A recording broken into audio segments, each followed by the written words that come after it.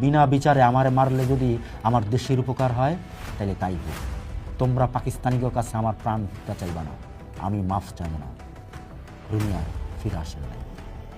আজাদরে যখন টর্চার করা হইতেছিল তখন তার মা তারে দেখতে গেছিলেন।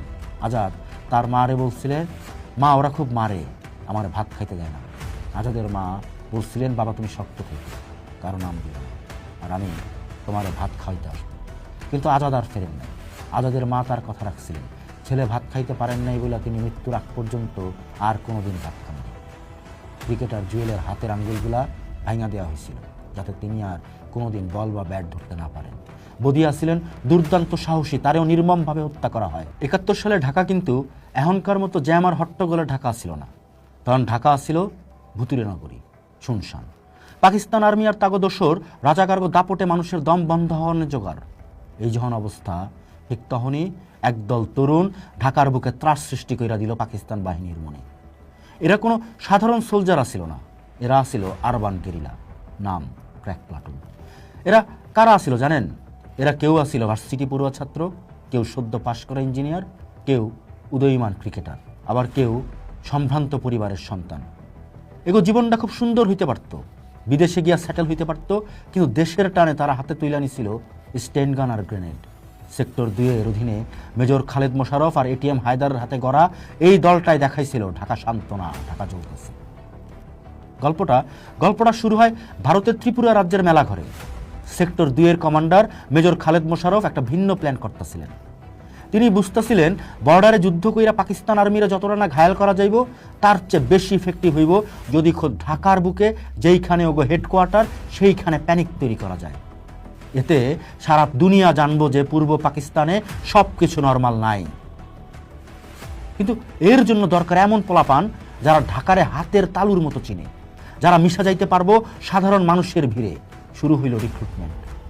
মেলাঘরের সেই বিখ্যাত ক্যাম্পে যেইখানে কাদা, মশা আর সাপের উপদ্রব ছিল নিত্যসঙ্গী, সেইখানেই ক্যাপ্টেন এটিএম হায়দারের অধীনে কঠোর ট্রেনিং নিল একদল তরুণ তুর্কি। খালেদ মোশাররফ এগো নাম দিয়েছিলেন ক্র্যাক।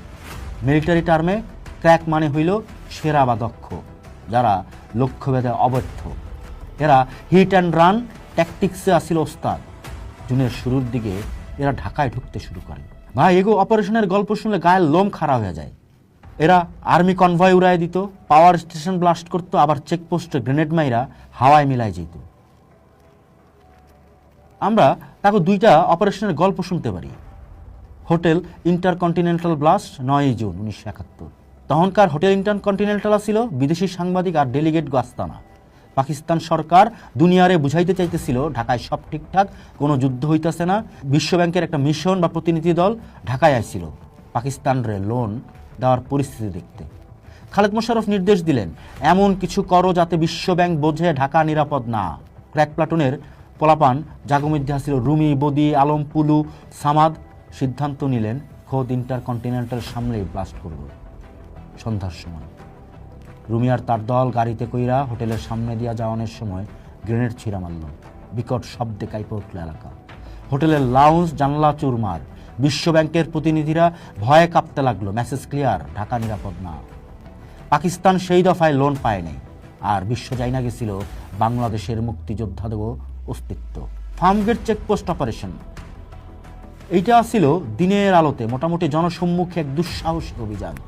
ফার্মগেট চেকপোস্টে পাকিস্তান আর্মি খুব কড়াকড়ি তল্লাশি চালাইত, সাধারণ মানুষরা হেনস্থা করত। ক্র্যাক প্লাটুনের জুয়েল, বদি, আলম আর আজম খান, হ্যাঁ আমগো পপ গুরু আজম খানও আসলেন এই দলে, প্ল্যান করছিলেন এইখানে হামলা করতে দিব। গাড়িতে কইরা তারা চেকপোস্টের কাছে গেলেন।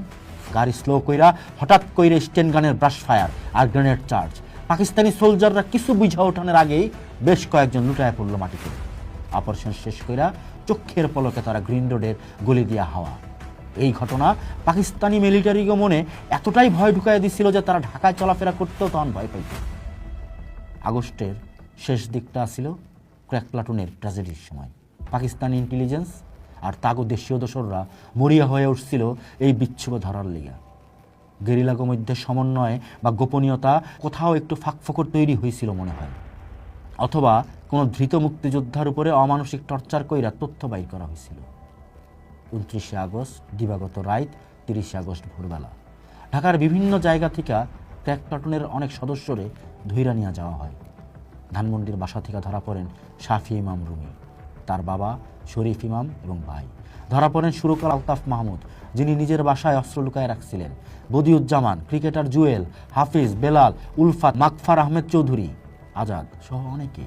একই রাইতে আলতাফ মাহমুদের 370 আউটার সার্কুলার রোডের বাসা থেকে মাটি খুইরা প্রচুর অস্ত্র উদ্ধার করে আনে।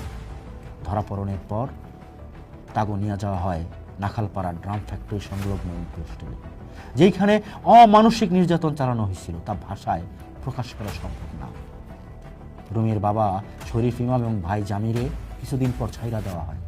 রুমির মা জাহানারা ইমাম এবং আত্মীয়রা রুমিরে ছাড়ানোর জন্য মার্সি পিটিশন, ক্ষমা প্রার্থনা করার কথা ভাবছিলেন, কিন্তু রুমি সাফ জানায়া দিছিল, বিনা বিচারে আমারে মারলে যদি আমার দেশের উপকার হয় তাহলে তাই হোক, তোমরা পাকিস্তানিদের কাছে আমার প্রাণ ভিক্ষা চাইবা না, আমি মাফ চাবো না। রুমি আর ফিরে আসেন নাই। আজাদরে যখন টর্চার করা হইতেছিল তখন তার মা তারে দেখতে গেছিলেন। আজাদ তার মারে বলছিলেন, মা ওরা খুব মারে, আমার ভাত খাইতে দেয় না।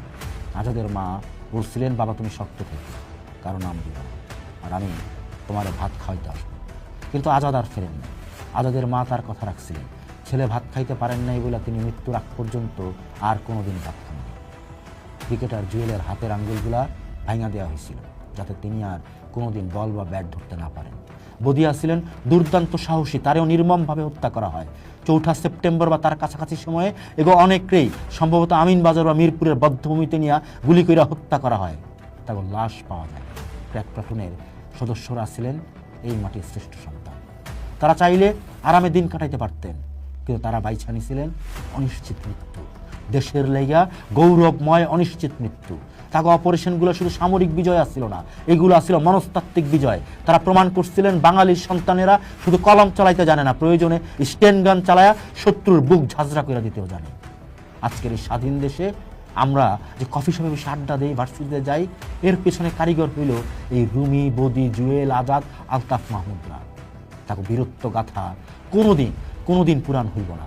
আপনি যত মুছা ফেলাইতে চান, যত যাই কিছু করেন, মনে রাখবেন এই ঢাকা শহর, এই দেশে, এই মাটিতে এমন কিছু ফলাফান জন্মাইছিল জাগরে কওয়া হইতো ক্র্যাক ফলাফান শহর এই ঢাকা শহর। এইখানে অনেক কিছু বোঝনের আছে।